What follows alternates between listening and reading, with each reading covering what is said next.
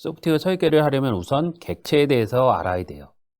이유는 뭐냐면 요즘은 대부분 객체 지향 언어에 기반한 설계를 하기 때문이에요. 객체 지향 언어에 기반한 설계를 하는 이유는 요즘 대부분 소프트웨어 개발에 사용되는 대부분의 언어가 객체 지향 프로그래밍 언어이기 때문이에요. 객체 지향 프로그래밍 언어라는 뜻은 객체를 사용하는 프로그래밍 언어라는 뜻이에요. 그러면 왜 소프트웨어를 개발할 때 객체 지향 프로그래밍 언어를 많이 사용을 할까요? 그 이유는 객체 지향 프로그래밍 언어가 코드의 재활용성을 극대화시킬 수 있기 때문이에요. 그러면 코드의 재활용성이 극대화되게 되면 어떤 이점이 있을까요? 생산성이 높아지겠죠. 생산성이 높아지면 기업의 이윤이 올라가겠죠. 이게 바로 객체 지향 프로그래밍 언어를 사용하는 이유예요. 그러면 객체란 무엇일까요? 객체를 알기 위해서는 클래스에 대해서도 알아야 되고 클래스와 객체 관계에 대해서 잘 이해를 해야 돼요.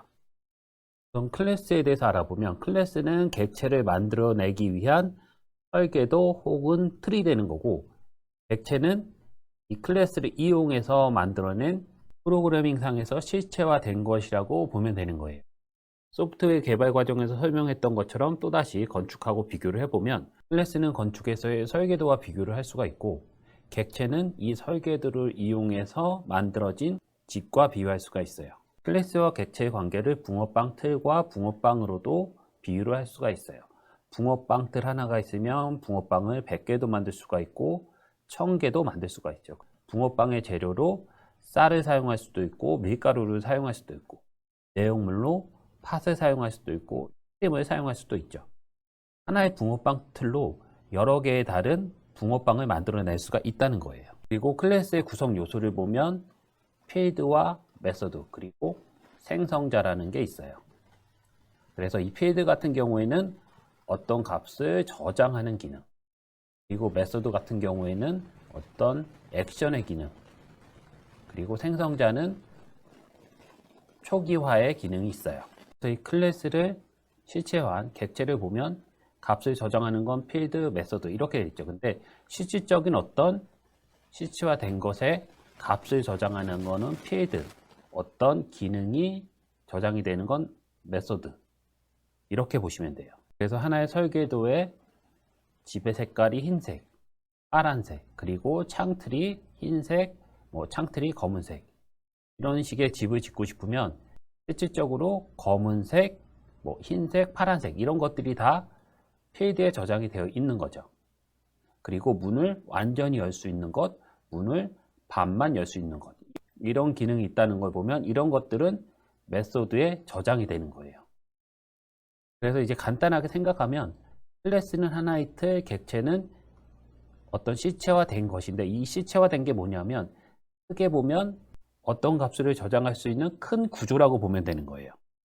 그런데 일반적인 변수는 그냥 값만 저장을 할 수가 있었는데 이 객체 같은 경우에는 값도 저장을 할 수가 있고 액션, 동작도 저장을 할 수가 있는 거죠. 이번에는 자바에서 클래스와 객체의 관계 및 사용법에 대해서 알아보도록 하겠습니다. 여기에서는 클래스의 정의와 객체 생성에 대해서만 간략히 알아보기 위해서 간단한 형태의 블루프린트라고 하는 클래스만 정의를 했고요. 그리고 이 블루프린트 클래스에서는 필드나 메소드는 생략이 된 상태예요. 자바에서 클래스를 정의하는 형식을 보면 크게 네 가지예요. 접근 제한자, 클래스는 그대로 쓰는 거고요. 그리고 클래스 이름이 들어가고요. 중괄호 열고 닫고, 이 중괄호 열고 닫고부터 이 사이에 기능에 대한 코드가 들어가는 거예요. 클래스를 이렇게 선언을 했으면 이 클래스를 객체를 생성해서 사용을 해야 된다 그랬죠.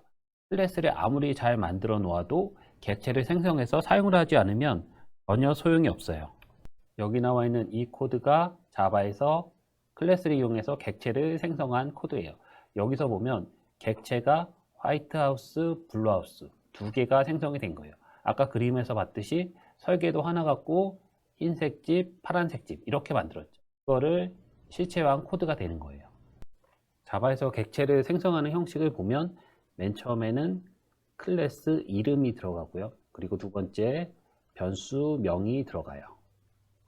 그리고 equal, 그대로 들어가고 new도 그대로 들어가요. 그리고 그 다음에 또 클래스 이름, 그리고 소괄호 열고 닫고 세미콜론. 이게 자바에서 객체를 생성하는 형식이에요. 여기에서 이 new의 기능은 뭐냐면 자바에서 객체를 생성할 때 힙에 이제 객체를 저장할 수 있는 메모리 공간을 마련해 주는 게 이 new의 기능이고, 여기 나와 있는 클래스 이름 소괄호 열고 닫고, 이게 의미하는 건 블루프린트의 생성자를 호출한다는 거예요. 만약에 블루프린트의 생성자 매개 변수가 있는 거를 이제 호출하고 싶으면 요 소괄호 사이에 매개 변수가 들어가야 되겠죠. 맨 처음에 객체를 설명할 때 집이 이렇게 있고 집의 벽의 색깔 그리고 지붕의 색깔을 각각 지정을 할 수가 있다 그랬죠. 그래서 아까 봤던 블루프린트라고 하는 이 클래스에다가 벽의 색깔을 지정을 하고 지붕의 색깔을 지정을 할 수 있도록 추가를 해 볼게요. 그래서 벽의 색깔을 지정한 거를 저장할 수 있는 필드 월 컬러, 그리고 지붕의 색깔을 저장할 수 있는 필드 룹 컬러를 선언을 하고요. 그리고 각각의 월 컬러를 얻어올 수 있는 메소드, 월 컬러를 세트할 수 있는 메소드. 그래서 이 월 컬러를 가지고 올 수 있는 이 메소드에서는 이 월 컬러를 저장하고 있는 이 필드를 리턴을 하고요. 그리고 월 컬러를 세팅할 수 있는 이 set 메소드에서는 매개 변수로 컬러를 주면 그 값을 필드에 저장을 하는 거예요. 그리고 지붕의 컬러를 가지고 올 수 있는 메소드, 여기서는 역시 지붕의 색깔을 저장하고 있는 루프 컬러를 리턴을 해주고요. 지붕의 색깔을 저장할 수 있는 메소드, 매개 변수로 컬러를 넣어주면 이 컬러를 필드에 넣어주는 거죠. 그래서 여기 있는 블루프린트 클래스를 이렇게 만들어 놨으면 클래스만 만들어 놔서는 소용이 없다 그랬어요. 이 클래스를 이용해서 객체를 생성을 해야지 그 객체를 사용해서 여기에 있는 저장의 기능과 어떤 액션의 기능을 다 사용을 할 수가 있다 그랬죠. 블루프린트라고 하는 클래스를 만들어 놨고 이거를 이용해서 이제 객체를 생성을 하는 거예요. 블루프린트 클래스, 그리고 화이트하우스라고 하는 객체를 하나 생성을 했고, 그리고 블루하우스라고 하는 객체를 하나 생성을 했어요. 이 빨간 게 지금 집을 그린 거예요. 그리고서 화이트하우스.set 컬러, 화이트로 했죠. 그러면 이 화이트하우스의 이 벽의 색깔을 화이트로 지정을 하겠다는 거죠. 요거는. 그리고 이거는 제대로 지정이 됐는지 확인하기 위해서 벽의 색깔을 가지고 온 거예요. 그리고 요거는 화이트하우스의 지붕 색깔을 브라운으로 지정을 한 거죠. 요것도 지붕 색깔 확인하기 위해서 가져온 거고. 그러면 두 번째 블루하우스. 블루하우스 같은 경우에 벽의 색깔을 블루로 지정을 한 거죠. 그러면 벽의 색깔이 블루로 된 거고, 그리고 갖고 와서 확인을 하겠다고 변수에 저장을 한 거고요. 그리고 루프, 지붕의 색깔을 블랙으로 지정을 한 거죠. 그리고 또 가져오겠다고 해서 확인을 했어요. 이렇게 해서 출력이 되게 되면 여기에 있는 이 시스템 아웃 프린트 ln에서는 월의 컬러인 화이트, 브라운이 출력이 될 거고, 여기에 있는 출력문에서는 블루, 블랙이 출력이 되겠죠. 이번에는 상속에 대해서 알아보도록 하겠습니다. 뉴스나 주변을 통해서 이제 상속이라는 얘기를 많이 들어봤을 거예요. 부모님의 재산을 상속받는다는 그런 내용으로요. 재산을 상속받을 때 그 상속의 의미가 프로그래밍 언어에서의 상속의 의미랑 똑같아요. 만약에 부모님이 1,000만 원을 가지고 계셨고 나는 아무것도 없어요. 그런데 부모님이 돌아가시면서 나한테 1,000만 원을 상속을 해줬어요. 그러면 나한테는 1,000만 원이 있는 거죠. 그런데 내가 번 돈은 0이에요. 상속을 통해서 내가 번 돈은 0원인데 나한테 1,000만 원이 그대로 들어온 거죠. 재산을 상속할 때도 부모, 자식 두 개의 객체가 있어야 되죠. 프로그래밍 언어에서도 두 개의 객체가 있어야 돼요. 부모 클래스, 자식 클래스. 부모 클래스는 상속을 해주는 것, 자식 클래스는 상속을 받는 것. 프로그래밍 언어에서 상속의 개념을 보면 부모 클래스에서 필드 1, 메소드 1을 가지고 있어요. 그리고 자식 클래스에서도 필드 2, 메소드 1을 가지고 있어요. 상속의 개념을 떠나서 부모 클래스, 자식 클래스 이렇게 있을 때 이 자식 클래스가 부모 클래스에 상속을 받지 않으면 이 자식 클래스에서 사용할 수 있는 내용은 필드 2, 메소드 2밖에 없어요. 그런데 이 상태에서 이제 자식 클래스가 부모 클래스의 상속을 받으면 자식 클래스에 있는 코드의 내용은 메소드 2, 필드 2 밖에 없지만 부모 클래스에 있는 필드 1, 메소드 1의 내용을 자식 클래스에 코드가 없어도 사용을 할 수가 있는 거예요. 이게 상속이에요. 다시 한번 정리하면 부모 클래스를 상속받은 이 자식 클래스의 코드에 있는 내용은 필드 2, 메소드 2 이 두 개만 있는 거고 실질적으로 사용할 수 있는 기능은 필드 1, 2, 메소드 1, 2 이렇게 사용할 수 있다는 거죠. 객체지향 프로그래밍 언어의 장점이 코드의 재활용성이 높아지면 그로 인해서 생산성이 높아지고 또 기업의 이윤이 높아진다고 했죠. 객체지향 프로그래밍 언어를 많이 사용한다고 했어요. 지금 배우고 있는 상속이 코드의 재활용성을 높일 수 있는 가장 좋은 수단 중에 하나예요. 이 상속을 잘 사용하기 위해서는 클래스를 잘 만들어 놔야 돼요. 하나의 클래스 안에 하나의 기능만 만들어 놔야지 그 다음에 상속을 받을 때 여기에서 필요한 기능은 상속을 받고 나머지 부분은 구현하고 이렇게 되는 거지. 하나의 클래스 안에 동그라미의 기능, 세모의 기능, 네모의 기능 이렇게 있으면 그걸 상속받아서 사용하기가 쉽지가 않아요. 첫 번째 이제 클래스를 잘 만들어 놔야 되고 이 상속의 장점이 뭐냐면 여기에서 보면 자식 클래스를 하나만 이렇게 만들어 상속을 받는 경우도 있지만 자식 클래스를 두 개를 만들어서 사용할 경우도 있죠. 역시 이 자식 클래스도 필드 1, 메소드 1을 상속을 받아서 사용을 해요. 그런데 부모 클래스의 이 기능을 조금 더 개선을 하거나 기능이 잘못돼서 고칠 경우에 상속을 받지 않을 경우에는 여기도 수정을 해야 되고 여기도 따로 수정을 해야죠. 코드만 갖다 넣었을 경우에. 그런데 상속을 받았을 경우에는 여기만 수정을 해버리면 여기도 자동으로 수정이 되고 여기도 자동으로 수정이 돼요. 하나, 두 개였을 때는 큰 차이가 없지만 3개, 4개, 10개 이상 넘어가면 굉장히 편리하죠. 자바에서 제공하는 기능을 사용을 하고 싶을 때 자바 도큐먼트를 사용을 하죠. 거기에서 보면 오브젝트라고 하는 클래스가 있어요. 이거는 가장 최상의 부모 클래스예요. 그리고 우리가 많이 사용하는 스트링 클래스 같은 경우도 보면 자바독에 이렇게 이런 식으로 표시가 돼요. 이게 의미하는 게 뭐냐면 자바의 랭 밑에 있는 스트링 클래스는 이 오브젝트 클래스를 상속을 받았다는 걸 표시를 하는 거예요. 그래서 안드로이드나 자바 도큐먼트나 여러 가지 자바 라이브러리에서도 이런 상속을 굉장히 많이 사용을 하고 있어요. 실제 코드를 통해서 이 상속의 의미를 한번 살펴볼게요. 나는 사칙 연산을 하는 프로그램을 만들고 싶어서 사칙 연산을 하는 이제 클래스를 만들었어요. 그게 여기 있는 베이직 캘큘레이터예요. 플러스, 마이너스, 나누기, 곱하기 이렇게 들어있는 거죠. 그런데 처음에는 이 사칙 연산으로 만족이 됐는데 이제 이 계산기에다가 나는 어떠한 수를 로그로 바꾸고 싶은 기능을 넣고 싶어요. 물론 여기다가 그 기능을 넣어서 사용을 할 수가 있겠죠. 이렇게 하면 기능은 구현을 할 수 있지만 객체지향의 장점을 하나도 살릴 수가 없어요. 그래서 따로 어떠한 수를 로그로 바꿔주는 이런 메소드만 만들어 놓고 이 엔지니어 캘큘레이터에서는 베이직 캘큘레이터를 상속을 받아서 사용을 했어요.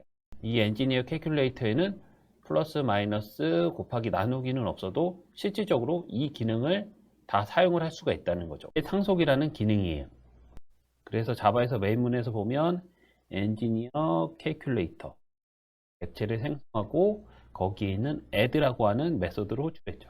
그런데 엔지니어 캘큘레이터는 add라고 하는 메소드는 코드상에 없어요. 그런데도 이게 잘 동작을 해요. 이유는 뭐냐면 아까 설명했듯이 베이직 캘큘레이터를 상속을 받아서 이 베이직 캘큘레이터에 있는 이 add라고 하는 메소드가 호출이 되어서 실행이 됐기 때문이에요. 아까 예제랑은 틀리게 베이직 캘큘레이터 부모 클래스를 상속받은 자식 클래스를 하나를 더 만들어요. 앱 캘큘레이터. 그래서 총 2개가 되는 거죠. 엔지니어 캘큘레이터, 앱 캘큘레이터. 객체를 생성을 하고 다 출력을 해봐요. 그러면 엔지니어 캘큘레이터에서는 결과값이 3, 앱 캘큘레이터에서는 결과값이 7 이렇게 나오죠. 그런데 이 add라고 하는 메소드에다가 나는 기능을 조금 더 추가를 하고 싶어요. 매개 변수의 값을 출력하는 거. 그러면 이 상태에서 이런 기능을 추가하고 싶으면 부모 클래스의 코드만 변경을 하면 돼요. 자식 클래스 쪽에서는 변경을 할 필요가 없어요. 그런데 만약에 이 2개의 클래스가 상속을 받지 않는다면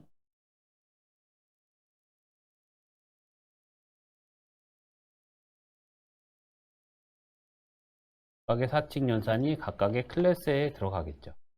그리고 이 add에 기능을 추가를 하고 싶어요. 이렇게 해야 되겠죠. 상속의 기능을 이용하지 않으면 이렇게 코드도 중복되는 코드가 여러 군데 들어가게 되고 수정 시에도 그 중복되는 코드 모두 수정을 해줘야 돼요. 그래서 설계를 할 때 클래스를 잘 정의해 놓고 이런 상속의 기능을 사용을 하면 코드의 재활용성은 높아지고 중복도 줄여지고 그리고 수정할 때도 편리하고 그러면 생산성이 높아지는 거죠. 이번에는 객체 지향 프로그래밍 언어의 특징 중에 하나인 캡슐화에 대해서 알아보도록 하겠습니다. 캡슐이라는 얘기를 많이 들어봤을 거예요. 약에서 많이 들어봤죠. 약에서 보면 어떤 하나의 막으로 이렇게 둘러싸여 있고 이 안에 약들이 들어가 있는 거를 이제 캡슐이라고 그러죠. 캡슐 같은 경우에 이 겉에 쪽에 있는 이 캡슐은 안에 있는 약들을 보호하는 역할을 하는 거죠. 프로그래밍 언어에서도 똑같아요. 자바에서의 구조를 보면 클래스가 있고 이 클래스 안에 필드가 있고 메소드가 있죠. 두 개 다 있을 수도 있고요. 그래서 약하고 비교를 하면 겉에 있는 이 캡슐을 클래스로 만든 객체라고 보면 되는 거고요. 이 안에 들어가 있는 이 약 성분들을 필드와 메소드라고 보면 돼요. 그래서 캡슐화의 의미는 뭐냐면 필드와 메소드를 객체로 묶어서 외부에서 함부로 접근하지 못하게 숨겨두는 거, 은닉하는 거를 말하는 거예요. 캡슐화를 통해서 은닉하는 필드나 메소드는 우리가 구현하는 모든 메소드와 필드가 아니고 보안이 필요한 필드나 메소드를 말하는 거예요. 그래서 이렇게 보안이 필요한 필드나 메소드는 다른 필드나 메소드를 통해서 거쳐서 접근을 하게 만들어 주는 거죠. 필드나 메소드가 다른 객체에서 접근할 수 있는지 없는지 여부는 접근 제한자를 통해서 설정을 할 수가 있어요. 자바에서 접근 제한자를 보면 총 4가지가 있어요. Public, Protected, Default, Private. 여기 총 4개 중에서 디폴트 같은 경우에는 이런 접근 제한자를 명시하지 않으면 무조건 디폴트가 되는 거고 Public, Protect, Private는 반드시 명시를 해줘야 돼요. 접근성을 따져보면 퍼블릭이 가장 높고 프라이빗이 가장 적어요. 그래서 퍼블릭 같은 경우에는 어떤 객체에서나 다 접근을 할 수가 있고요. 프라이빗 같은 경우에서는 동일 클래스 내에서만 접근을 할 수가 있어요. 프로텍티드하고 디폴트 같은 경우에는 패키지가 같으면 접근할 수 있는 게 같은데 자식 클래스가 동일 패키지가 아닌 다른 패키지에 있는 경우 프로텍티드는 접근이 가능하지만 디폴트는 접근을 할 수가 없어요. 이러한 접근 제한자를 통해서 캡슐화가 가능해요. 캡슐화를 통해서 잘된 예, 잘못된 예를 보면 유저의 아이디나 패스워드는 민감한 개인정보일 수가 있죠. 그래서 아이디, 패스워드를 퍼블릭으로 필드를 이렇게 설정해 놓으면 객체만 생성되면 값을 세팅을 할 수도 있고 값을 가져올 수도 있어요. 중요한 민감 정보가 오픈이 된 거죠. 그래서 중요한 정보 같은 경우에는 이렇게 퍼블릭으로 필드 값을 설정하지 말고 여기에 나와 있는 것처럼 프라이빗으로 필드를 세팅을 하고 이 필드를 사용하고 싶으면 밑에 있는 퍼블릭으로 이렇게 만들어 놓은 메소드를 이용해서 여기에 있는 이 필드의 값을 가져오고 세팅하고 가져오고 세팅하고 이런 식으로 접근을 하게 만들어야 돼요. 여기 있는 예제에서도 보면 유저라고 하는 객체를 생성을 하고 생성된 객체를 이용해서 set 패스워드를 통해서 패스워드 값을 변경을 시키고 get 패스워드를 통해서 패스워드 값을 가지고 왔죠. 이런 식으로 중요한 정보를 갖고 있는 필드나 메소드를 바로 접근을 하는 게 아니라 하나의 다른 메소드들을 만들어 놓고 이거를 통해서 접근할 수 있도록 만들어 주는 게 캡슐화예요. 이번에는 객체 지향 프로그래밍 언어의 특징 중에 하나인 다형성에 대해서 알아보도록 하겠습니다. 다형성이란 하나의 형태만이 아닌 여러 가지 형태를 가질 수 있다는 뜻이에요. 객체 지향 프로그래밍에서 다형성이라는 건 어떤 하나의 참조 변수가 있을 경우 이 참조 변수가 가리키는 객체가 있을 때 이 객체가 하나가 아닌 여러 가지 객체를 바꾸어서 가리킬 수 있다는 거죠. 이거를 가리키다가 그 다음에 뭐 이거를 가리킬 수도 있고 두 번째 거를 가리키다가 세 번째 거를 가리킬 수도 있고 이런 식으로 이렇게 객체 참조 변수가 하나가 아닌 여러 개를 이렇게 바꿔서 가리킬 수 있다는 것은 각각의 A라는 기능, B라는 기능, C라는 기능이 있을 때 이 참조 변수가 처음에는 A라는 기능을 사용할 수 있다가 그 다음에는 A가 아닌 B라는 기능을 사용할 수도 있고 그리고 그 다음에는 B가 아닌 C라는 기능을 사용할 수도 있고, 이렇게 여러 다른 기능을 교체해서 사용할 수 있게 되는 거죠. 이렇게 하나의 참조 변수에 여러 개의 객체를 교체해서 사용할 수 있다는 것은 여러 가지 기능을 사용할 수 있다는 거고, 이렇게 하면 장점이 뭐냐 하면 A라는 기능 사용했다, B라는 기능 사용했다, C라는 기능 사용할 수 있으니까 각각의 이런 객체들을 계속해서 재활용해서 사용을 할 수 있다는 거예요. 블록처럼 사용했다, 사용하지 않았다, 사용했다, 사용하지 않았다, 꼈다 뺐다 할 수 있기 때문에 유지보수가 용이해져요. 그래서 자바에서 이 다형성을 사용하기 위해서는 우선 상속의 기능을 사용을 해야 돼요. 그래서 상속의 기능을 사용을 하고 이거를 이용해서 업캐스팅을 사용을 하고 메소드 오버라이딩을 사용을 해야지 이런 다형성의 기능을 사용할 수가 있는 거예요. 어느 언어나 그렇겠지만 이 다형성을 사용을 한다는 건 우선 상속을 사용을 하는 거죠. 상속을 이용해서 다형성을 이용하는 거기 때문에 이 다형성을 잘 사용을 한다는 건 어느 언어에서나 중급 이상 이런 기능을 잘 사용한다는 뜻이 돼요. 약간의 고레벨에 속하는 기능이에요. 다형성을 사용할 수 있는 시나리오를 한번 볼게요. 어떤 웹사이트에서 사용자를 위한 클래스를 하나 만들어 놨어요. 근데 사용자는 일반 사용자도 있을 수가 있을 것이고 관리자도 있을 수가 있겠죠. 그래서 사용자의 기능에는 패스워드를 변경하는 기능도 있을 수가 있을 것이고 개인정보를 보는 기능도 있을 수가 있고 로그인의 기능도 있을 수가 있겠죠. 그래서 일반 사용자나 관리자나 패스워드 변경이나 개인정보 변경은 다 똑같게 사용을 하고 싶어요. 근데 로그인 같은 경우에는 일반 사용자보다 관리자가 조금 더 보안성이 높은 거를 사용하는 게 좋겠죠. 그래서 이거는 그대로 사용을 하고 얘만 유저라고 하는 클래스에 있는 로그인을 사용하지 않고 조금 더 좋은 로그인 기능을 사용하고 싶어요.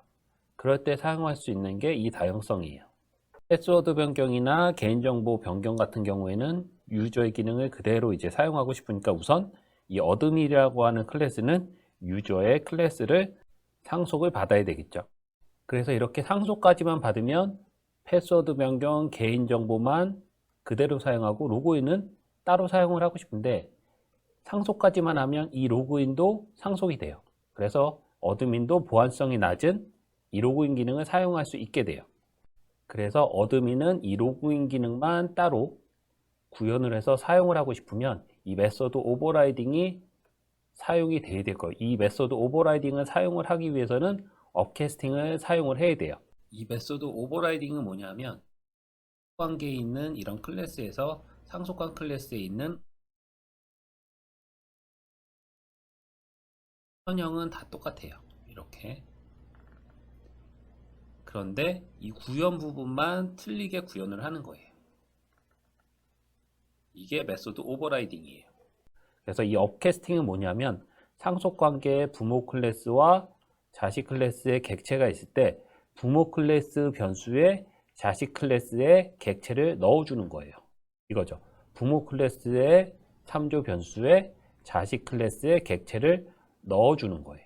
그래서 변수는 유저라고 하는 클래스의 변수고 유저라고 하는 클래스의 변수에 로그인이라고 하는 메소드를 호출했죠. 그래서 이렇게만 보면 얘가 호출이 돼야 될 것 같아요. 그런데 실질적으로 이 유저라고 하는 참조 변수에 들어가 있는 건 유저 클래스의 객체가 아니라 어드민 클래스의 객체예요. 그래서 요거까지 이렇게 됐기 때문에 얘가 호출이 되는 건 어드민이라고 하는 클래스에 있는 로그인이라고 하는 오버라이딩된 메소드가 호출이 되는 거예요. 자바에서 사용하는 가장 큰 구조인 클래스를 보면 클래스 안쪽에는 필드가 있고요. 메소드 그리고 생성자 크게 이렇게 세 가지 종류가 있을 수가 있어요. 두 개의 클래스의 차이가 뭐냐면 해당 클래스 같은 경우에는 클래스 내부에 abstract라고 적혀 있는 메소드가 하나라도 있으면 그 메소드를 포함하고 있는 클래스는 추상 클래스가 되어야 돼요. 추상 클래스임을 나타내는 게 클래스 앞쪽에다가 abstract라고 이렇게 적어주는 거예요. 일반적인 메소드의 형식을 보면 접근 제한자, 리턴 타입, 메소드명, 매개 변수, 그리고 중괄호 열고 닫고 해서 구현 부분이 들어가요. 그러면 abstract 메소드는 뭐냐면 접근 제한자, 리턴 타입, 메소드명, 맥의 변수하고 그냥 세미콜론으로 끝나요. 이렇게 중괄호 열고 닫고로 시작하는 구현 부분이 없어요. 이런 메소드를 abstract 메소드라고 불러요. 그리고 리턴 타입 앞에 이렇게 abstract라고 불러주는 거고요.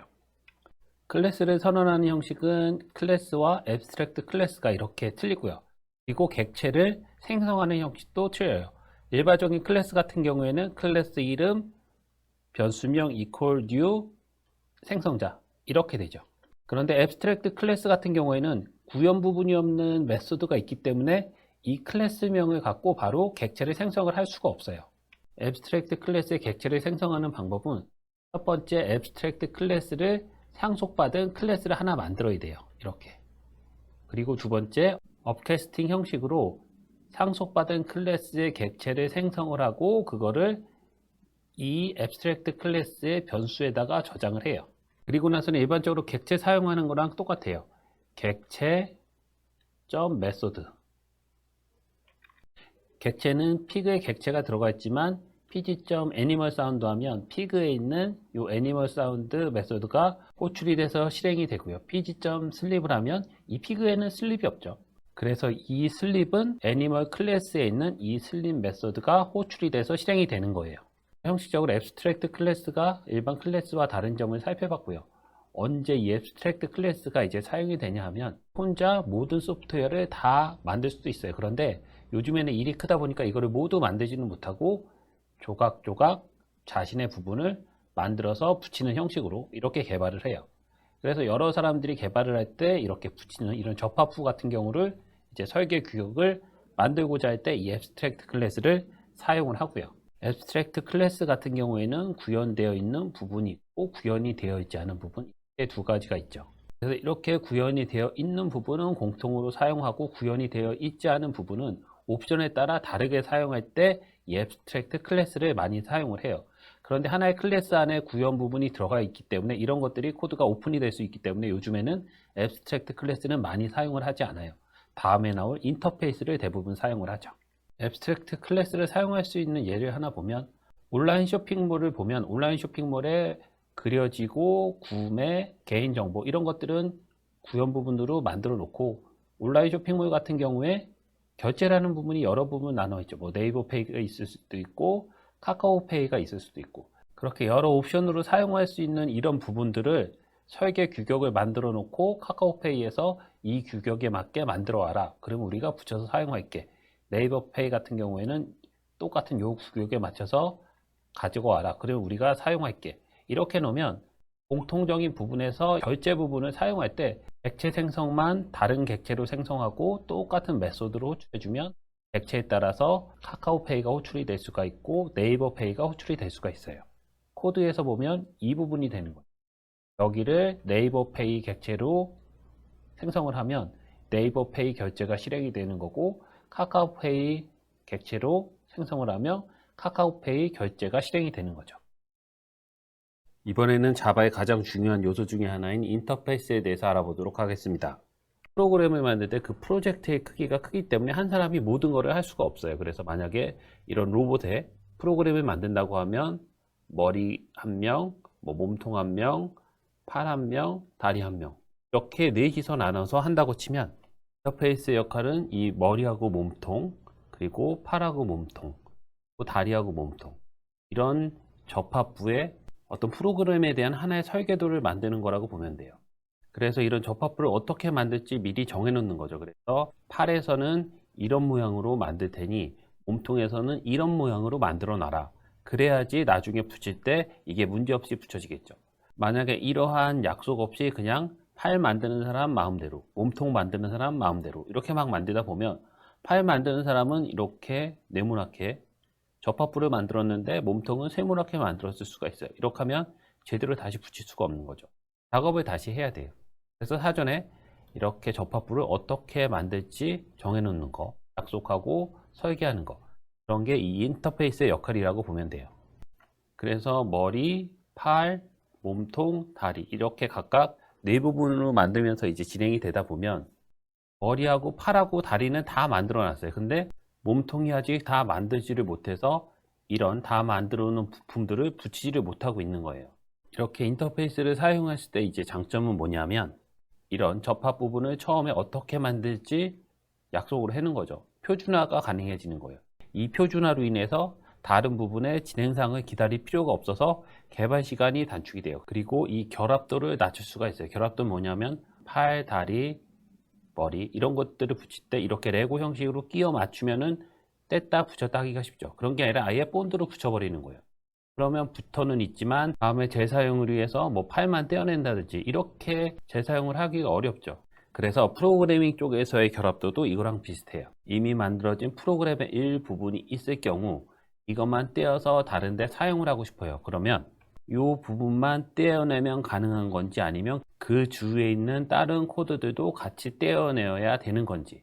그래서 결합도가 낮을수록 필요 부분만 떼어서 사용을 할 수가 있다는 거예요. 그래서 인터페이스는 이 결합도를 낮춰줄 수 있는 장점이 있고요. 지금까지는 인터페이스를 왜 사용해야 하는지에 대해서 알아봤고 이제 인터페이스를 어떻게 사용하는지에 대해서 알아보도록 할게요. 우선 인터페이스의 형식을 알아보기 전에 클래스의 형식에 대해서 알아볼게요. 왜 클래스의 형식을 먼저 알아보냐면 클래스의 형식이 인터페이스의 형식하고 비슷해요. 그래서 클래스의 형식, 인터페이스의 형식 이렇게 따로따로 기억을 할 게 아니라 클래스 형식에서 인터페이스 형식이 다른 것만 기억을 하면 조금 더 쉽게 인터페이스의 형식을 기억을 할 수가 있어요. 클래스의 형식을 살펴보면 접근 제한자, 이 접근 제한자는 public, protected, private 이렇게 올 수가 있다 그랬죠. 클래스, 그리고 클래스 이름, 중괄호 열고 닫고 구현 부분이 들어가죠. 그리고 클래스 내부에는 필드와 메소드가 올 수가 있어요. 메소드 같은 경우에는 형식이 접근 제한자, 리턴 타입, 메소드 이름, 매개 변수들, 그리고 중괄호 열고 닫고 해서 메소드의 구현 부분이 들어가죠. 인터페이스의 형식을 보면 이렇게 대괄호로 되어 있는 부분, public, static, final, public, abstract 이거는 생략이 가능해요. 이거는 생략을 하고 나머지 부분만 볼게요. 인터페이스에는 접근 제한자가 무조건 이제 퍼블릭이 들어가는 거고요. 그리고 클래스 대신 인터페이스라고 하는 이 예약어가 들어가요. 그리고 인터페이스 이름이 들어가는 거죠. 또 중괄호 열고 닫고. 클래스하고 비교해 보면 이 클래스 자리에 인터페이스만 오면 되는 거예요. 클래스 내부에도 필드하고 메소드가 올 수 있다 그랬죠. 인터페이스 내부에도 필드하고 메소드가 올 수가 있어요. 근데 이 필드는 클래스 필드하고의 이제 차이점이 뭐냐면 상수만 들어올 수가 있어요. 클래스는 이렇게 전체 다 해갖고 구현 부분까지 다 들어가는 메소드가 들어가지만 인터페이스 안에 있는 메소드는 abstract 메소드, 추상 메소드만 들어가요. 중괄호 열고 닫고 한 다음에 여기에 구현 부분이 들어가지 않고 그냥 세미콜론으로 들어가요. 아까 인터페이스의 장점에서 인터페이스를 어떤 설계도 아니면 뭐 표준화 이런 걸로 이제 많이 사용을 한다 그랬죠. 그래서 그런 기능이 뭐냐면 이런 메소드의 리턴 타입을 정하고 메소드 이름을 정하고 그리고 메소드의 매개 변수가 어떤 걸로 사용할지 요 세 가지를 정하는 거예요. 인터페이스를 선언하는 이제 예제 코드를 보면 인터페이스 이름, 중괄호 열고 닫고가 인터페이스의 형식 그리고 그 안에 필드하고 메소드가 들어간다 그랬죠. 데이터 타입, 변수명, 이퀄 값이기 때문에 일반적인 변수라고 볼 수가 있어요. 그런데 이 앞에 생략이 된 게 뭐냐면 public static final이기 때문에 파이널이 들어갔기 때문에 여기 들어가 있는 이 사이의 값은 이 이후로 변경이 될 수가 없어요. 상수라는 뜻이에요. 변수가 아니라. 그리고 메소드 같은 경우에는 리턴 타입, 메소드명, 매개 변수들 그리고 세미콜론으로 끝나죠. 퍼블릭 앱스트랙트가 생략이 된 형태예요. 구현 부분이 없는 앱스트랙트 메소드가 들어가야 돼요. 인터페이스를 선언하는 형식에 대해서 배웠으니까 이번에는 사용법에 대해서 알아볼게요. 인터페이스를 사용하는 형식은 처음에 인터페이스를 생성을 하는 거예요. 그리고 이 인터페이스 안에 있는 메소드들은 구현이 없는 추상 메소드이기 때문에 이 인터페이스만으로 객체를 생성을 할 수가 없어요. 그래서 두 번째 해야 될 일은 이 인터페이스를 구현한 클래스를 생성을 해야 돼요. 상속 같은 경우에는 익스텐즈, 부모, 클래스 이름이 들어갔죠. 인터페이스 같은 경우에는 익스텐즈가 아니라 임플리먼트 그리고 인터페이스 이름이 들어가게 돼요. 비슷하죠. 인터페이스의 형식을 기억할 때 클래스 형식을 확실히 기억하고 거기에서 변경된 인터페이스 형식만 기억하듯이 사용법도 똑같아요. 우선 상속의 사용법을 확실하게 알고 거기에서 뭐만 틀린지 그것만 기억하면 돼요. 세 번째 해야 될 일은 인터페이스를 구현한 클래스를 가지고 이제 객체를 생성을 하는 거예요. 그래서 업캐스팅의 형식으로 좌측에는 인터페이스 이름, 리모트 컨트롤 들어가고 우측에는 이 구형 클래스의 객체가 들어가는 거예요. 이렇게 해야지 나중에 소스를 변경하기가 쉬워요. 여기에서도 이제 시나리오를 보면 맨 처음에는 어떤 리모트 컨트롤러가 있으면 여기에다가 LG 리모트 컨트롤러의 소프트웨어를 넣었어요. 그죠?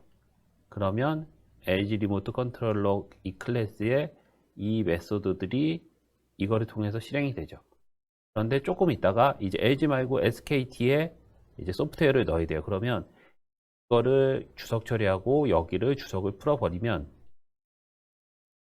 이 안에 들어가 있는 거는 맨 처음에 LG였다가 소프트웨어가 그 다음에는 SK께 들어가는 거예요. 그래서 SK 리모트 컨트롤 인풋에 객체를 생성을 하면 이 클래스의 객체가 생성이 되는 거고 턴온, 턴오프 볼륨을 하면 이 메소드가 실행이 되는 거예요.